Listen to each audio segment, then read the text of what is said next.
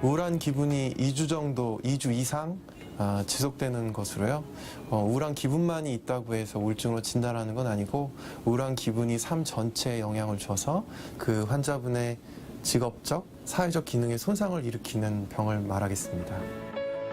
사전적 의미의 우울은 근심스럽거나 답답하여 활기가 없다거나 반성과 공상이 따르는 가벼운 슬픔 이렇게 정의하고 있는데요. 정신의학에서 의미하는 우울증은 좀 다릅니다. 일시적으로 기분이 저하되는 상태를 의미하는 것은 아니고 사고의 형태나 흐름, 사고의 내용, 동기, 의욕, 관심, 행동, 수면, 신체 활동 등 전반적인 정신 기능이 저하된 상태를 의미합니다. 우울한 기분은 그러니까 정상적인 우울감이라고 하면 짧은 기간 동안 지속이 되고 일상생활을 하는데 장애가 없으시고 또 기능적 손상이 없습니다. 그런데 병적인 우울증이라고 하면 그 우울한 기분이 2주 이상 지속되고 사회적 또는 직업적 기능에 손상을 가져오게 됩니다. 그래서 학생이라면 학업 기능이 떨어지고 직장인이라면 업무 수행 능력이 떨어지고 가정주부라면 가사 일에 있어서의 능률이 떨어지는 등 그런 기능적 손상이 오게 됩니다. 우울증의 증상으로는 슬프고 절망스럽고 눈물이 난다거나 흥미가 없고 재미있는 일도 없고 입맛도 없고 잠도 못 주무시고 늘 처져 있고 안절부절하시고 내가 쓸모없는 사람이라는 생각이 든다거나 극단적으로 부정적인 생각에 이르게 되면 죽음이나 자살에 관한 생각을 하시기도 합니다.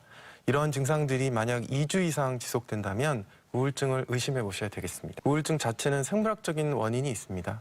그래서 정상적인 우울감은 인간이 느끼는 그냥 아주 기본적인 감정이라고 생각하시면 될 것 같고 병적인 우울증을 앓으신 분이 꽤 많이 계시는데요. 보시면 2001년도에는 100명 중에 한 4분 정도가 앓고 계신다고 되어 있었고 2006년에는 한 5.6명, 2011년 조사에 따르면 6.7명 정도 100명 중에 앓고 계신다고 되어 있고요. 보시면 남성보다는 여성이 약 2배 정도 우울증을 더 많이 앓고 계시는 걸로 알려져 있습니다. 주로 이제 고혈압이나 당뇨 같은 내과적인 질환이랑 예를 들어서 설명을 하곤 합니다. 예를 들면 고혈압이란 질환은 혈압이 높은 질환인데 나약해서 혈압이 높아진 게 아니죠. 네. 또 당뇨병이라는 것은 혈당이 높은 질환인데 나약해서 또 혈당이 높아지는 건 아닙니다. 나약해서 우울해지는 것이 아니고요. 그건 명확한 어떤 생물학적인 또는 여러 심리사회적인 원인이 있는 것입니다. 반드시 치료가 필요한 질병입니다.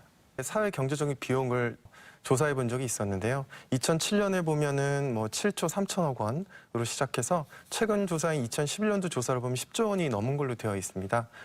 약 4년 동안에 40% 이상이 증가한 걸로 되어 있습니다. 이런 사회 경제적인 비용이 상당히 우울이나 자살 때문에 많이 드는 걸로 되어 있습니다. 가장 중요하게 생각해야 되는 것은 생물학적인 원인입니다.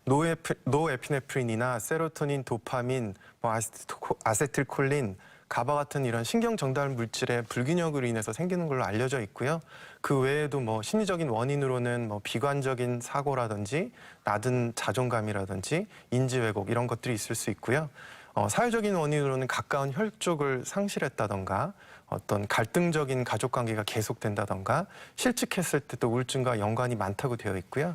신체적인 원인으로는 갑상선 질환이나 당뇨, 고혈압, 뇌졸중 종양, 약물에 의해서도 생길 수 있다고 되어 있습니다. 이것은 뇌의 당대사를 체크하는 펫 뇌영상입니다. 정상인의 경우에는 보시다시피 좀 밝게 보이죠? 연두색으로 보이고 붉은색도 보이고 전반적으로 밝은 모습을 볼 수 있고요. 우울증의 뇌를 펫 뇌영상을 찍어보면 왠지 보시기에도 좀 우울해 보이지 않습니까? 특히 이 이마 쪽에 전두엽 부분에 당대사가 많이 떨어져 있는 것을 볼 수가 있는데요. 이 부분은 집중력이라든가 감정을 조절하는 우리 뇌의 중추 영역입니다. 이런 부분에 대사가 떨어짐으로 해서 우울증의 어떤 원인이 될 수도 있고 또 그 우울증의 결과로서 이런 모습을 보이게 되기도 합니다. 우울증의 유전자가 아직 발견된 것도 아니고요. 당연히 유전자에 여러 가지 환경적 요인이 작용해서 발병하는 것으로 되어 있고요. 그렇지만 연구 결과에 따르면 쌍생아 연구를 해보면 우울증의 유정률이 40에서 50% 정도 된다고 보고하고 있고 또 가족 연구를 해보면 직계가족끼리 우울증의 평생 유병률이 그렇지 않은 가족에 비해서 두세 배 정도 높다고 그렇게 알려져 있습니다. 여러 연구 결과에 따르면 일조량이 줄었을 때 우울증을 좀 더 많이 겪게 된다고 그런 보고들이 꽤 있습니다. 그래서 뭐 늦봄이나 뭐 가을철이나 그럴 때 우울증이 더 많이 발생한다고 되어 있죠. 이것도 아까 생물학적인 원인 중에 설명드렸던 주로 그 세로토닌이나 여러 신경 전달 물질에 영향을 줘서 우울증이 발병한다고 되어 있고요. 또 우울증의 분류 중에서 이런 계절성 요인이 강하신 분들이 있고요. 그 환자분은 잠도 잘 못 주무시고 또 식사도 잘 못 하셔서 내원하셨고요. 여쭤보니까 우울한 기분, 그리고 의욕도 없으시고 흥미도 없으시고 또 원래 잘 하시던 업무 수행 능력도 많이 떨어지셔서 우울증이 합당한 소견이라고 하겠습니다. 그래서 좀 더 객관적인 자료를 얻기 위해서 임상 심리 검사에 의뢰하였습니다.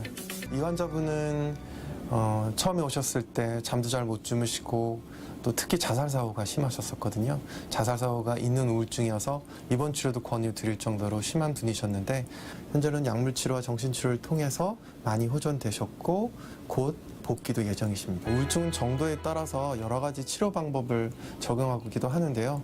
문헌상에 따르면 진단을 빨리 하고 치료를 빨리 할수록 빨리 관해된다. 그러니까 증상이 없는 시기에 도달한다고 돼 있고요.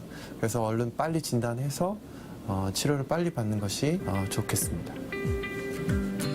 전문적이고 잘 훈련받은 정신과 의사의 정신과적인 면담이 가장 중요합니다. 그 인터넷이나 뭐 여러 가지 정보들이 있을 수 있는데요. 보면은 이제 인터넷으로 자가 검진할 수 있는 여러 가지 그 설문 형태의 스케일들이 많이 있는데요. 주로 그런 스케일들의 사용은 이제 약물 치료 후에 그 약물의 효과를 평가하기 위해서 개발된 경우가 대부분입니다. 환자를 진단할 수는 없고요. 또 스케일의 항목을 어떻게 묻느냐에 따라서 대답이 또 전혀 달라질 수도 있어서 제 생각에는 반드시 전문적인 지식을 가지고 있는 의사와 상담하시고 진단받는 게 맞고요.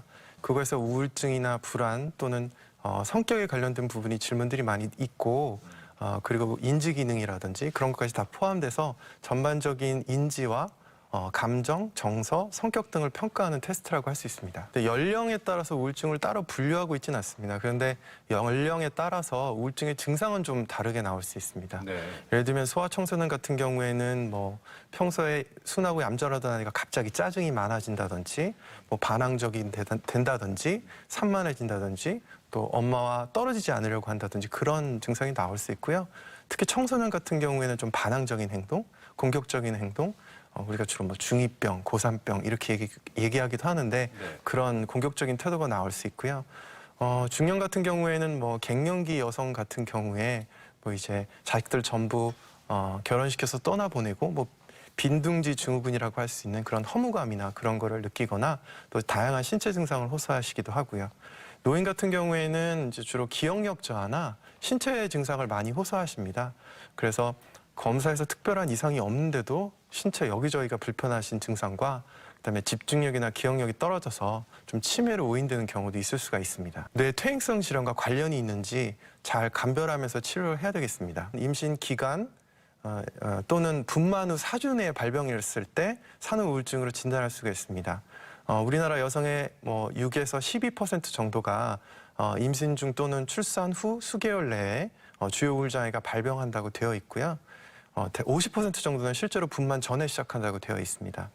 주요 증상으로는 이제 정신병적인 증상을 동반할 수도 있고 또 가끔 이제 뉴스에 보도가 되기도 하는데 영아 살해 가능성도 사실은 있거든요.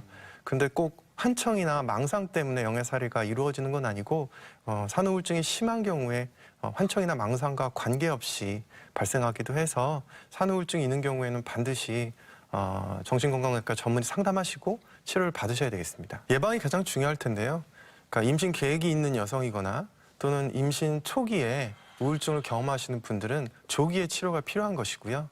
또 평소에 균형 있는 식단, 뭐 적절한 운동, 충분한 수면을 취하시는 것이 예방하는 데 큰 도움이 되실 거고요. 치료는 주로 이제 뭐 임신 중이시니까 약물 치료가 어려운 케이스도 많이 있거든요. 그런 경우라면 뭐 지지적 정신치료 또는 뭐 분석적 정신치료, 인지행동치료 여러 가지 다양한 방법으로 치료하실 수 있습니다.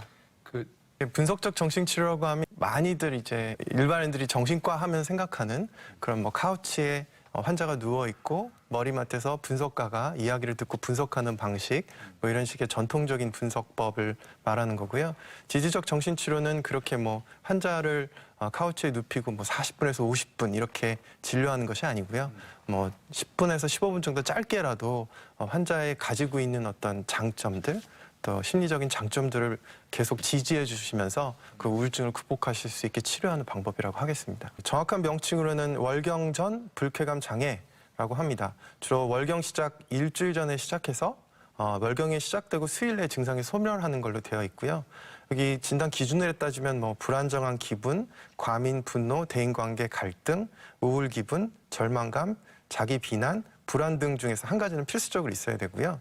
그 외에 뭐 흥미가 저하된다던가 집중력이 저하된다던가 뭐 피곤하시고 무기력하고 또 수면의 변화가 있다던가 이런 증상들이 한 4개 정도 포함되면 진단하실 수 있습니다.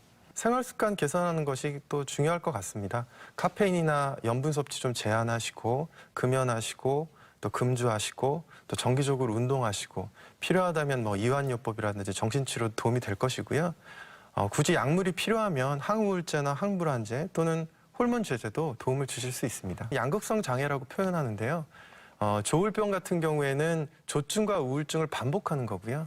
이 그래프를 보시면 조울증의 우울사파는 우울사파 사이사이에 조증이 있을 수가 있습니다. 그러나 우울증의 우울사파는 우울사파 사이사이에 조증은 없고 정상적인 상태를 보이고 있죠. 그래서 두 병은 엄연히 다른 병이고 치료도 다르게 하고 있습니다. 우울증에만 사용하는 것처럼 오해하실 수 있는데 실제로 내과나 뭐 통증의학과, 뭐 정형외과에서도 항우울제를 많이 사용하고 있습니다. 그가 항우울제는 통증이라든지 뭐 비뇨기 장애라든지 뭐 비만, 뭐 뇌전증, 뭐 주의력 결핍 장애 이런 데서 다양하게 사용되고 있고요. 특히 뭐 과민성 대장 증후에도 사용할 수 있고요. 그래서 저희 환자들 같은 경우에 충분히 만약에 설명이 되지 않고 만약에 그 약을 타러 가셨다가 약사님이 이거는 항우울제입니다 얘기하면 저는 우울증 환자가 아닌데요. 그리고 그 약을 안 드시고 오는 경우도 꽤 있거든요. 그래서 이제 좀 더 환자들한테 항우울제 사용에 대해서 좀 자세히 설명해 드릴 필요는 있습니다. 증명된 가장 경제적이고 효과적인 방법이기 때문에 저희가 사용하고 있는 것이고요. 약물 치료를 사용할 수 없는 분 같은 경우에는 뭐 경두개 자기 자극법, 뭐 광치료, 전기 경련요법 이런 것도 사용할 수 있고요. 또 정신치료도 우울증 치료에 큰 도움이 될 수 있습니다. 따뜻하게 햇볕 쬐는 것도 도움이 되실 거고 또 평소에 균형 있는 식사 하시는 것도 도움이 될 겁니다. 그리고 술이나 카페인이나 담배 이런 것도 좀 줄이셔야 될 것 같고요. 그다음에 또 자기만의 취미생활 즐기시는 것도 도움이 될 겁니다. 또 부정적인 생각을 좀 버려라 그렇게 하는데 사실 생각을 버려라 하는 게 굉장히 어렵잖아요. 그래서 어떤 그렇게 부정적인 생각을 하지 말아라, 버려라 하기보다는 평소에 긍정적인 생각을 많이 하려고 노력하는 게 부정적인 생각을 안 할 수 있는 방법일 것 같습니다. 대한민국 자살률이 상당히 높은 편입니다. 국내 자살률 추이를 보면 2011년도에 정점을 찍고 조금씩 좋아지고는 있습니다. 이건 뭐 정부의 노력도 아주 컸고요. 또 의사들도 많이 노력했고 어쨌든 현재 10만 명당 자살자 수가 26.5명으로 줄긴 했지만 여전히 OECD 1위입니다. 또 2015년도 사망 원인 순위를 보시면 당뇨병보다도 자살로 돌아가시는 분이 더 많다라고 되어 있죠. 또 연령대별로 보면 오히려 10대나 20대, 30대 젊은 연령에서는 질병보다 자살로 사망하는 케이스가 더 많은 걸로 되어 있습니다. 70%가 정신질환을 앓았던 분이고 그 정신질환의 한 70% 정도는 또 우울증이었다고 합니다.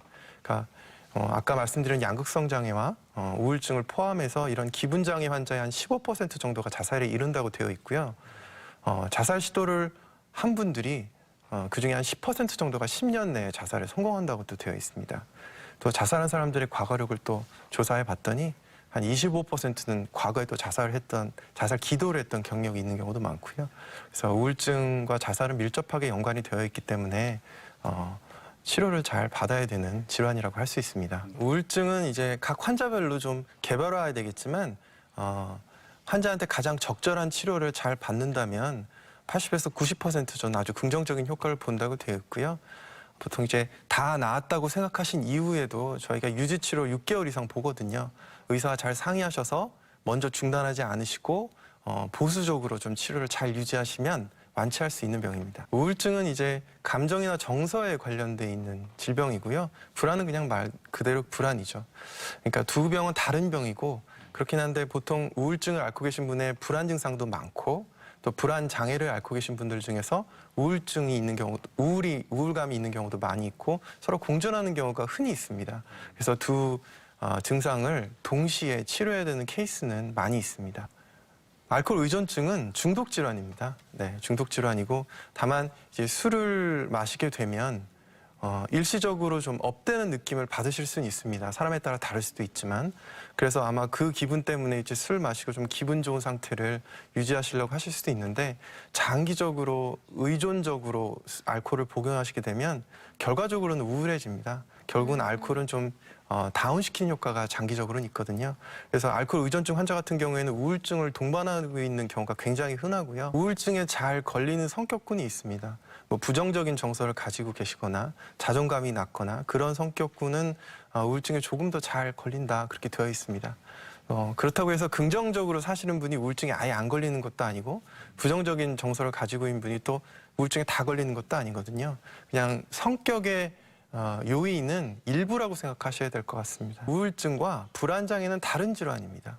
다른 질환인데 서로 증상을 공유하는 경우가 많이 있거든요. 그래서 공황장애를 앓고 계신 분들 중에서 우울감을 느끼시는 분들도 많고 반대 경우도 많이 있습니다. 그래서 두 질환을 같이 동시에 치료해야 되는 케이스가 많은 것이지 두 질환이 같은 질환은 아닙니다. 또 내과적인 질환을 좀 비교해 보면 이제 고혈압을 진단받으신 분들은 이제 고혈압을 아주 오랜 기간 동안 복용해야 되는 경우가 대부분이잖아요. 네. 그렇다고 그분을 고혈압약에 중독되었다 하진 않죠. 마찬가지로 우울증을 앓고 계시는 분은 우울증이 나을 때까지 약물 복용을 또 잘 해야 되는 것입니다. 약물도 마찬가지고 약물을 복용하기 시작하면서 예전엔 없었던 불편한 증상이 있으면 부작용을 반드시 의심해 봐야 됩니다. 또 비교적 항우울제 치료가 수개월간 지속되는 경우가 많기 때문에 부작용이 없는 약을 잘 찾아야 될 것 같습니다. 그래서 부작용이 생겼다면 반드시 약물을 바로 중단하시고 의사와 논의해서 부작용을 조절하실 수 있고요. 대표적인 부작용으로는 약물이니까 알러지 반응이 있으면 안 될 것이고 약을 먹고 뭐 속이 불편하시다던가 두통이 있으시다던가 그런 것도 저희가 주의 깊게 봐야 될 것 같고요. 복용하실 때 의사의 지시대로 정해진 시간에 규칙적으로 복용하시면 되는데 뭐 드셨다 안 드셨다 하거나 또는 과량 복용하면 실제로 중독의 위험성도 있을 수가 있습니다. 그렇기 때문에 정해진 규칙대로 약물을 잘 복용하시면 대부분의 항우울제라든지 항불안제의 부작용은 굉장히 노력을 많이 하시더라고요. 주변 분들이. 그래서 제일 많이 하시는 조언이 그래 네가 마음을 다잡으면 나을 수 있다. 이런 류의 조언인데요. 사실은 그런 류의 조언을 제가 좋아하지 않습니다. 그 이유는 우울한 기분이 우울증의 증상인데 우울하지 말아라 라고 얘기하는 게 의미가 없겠죠.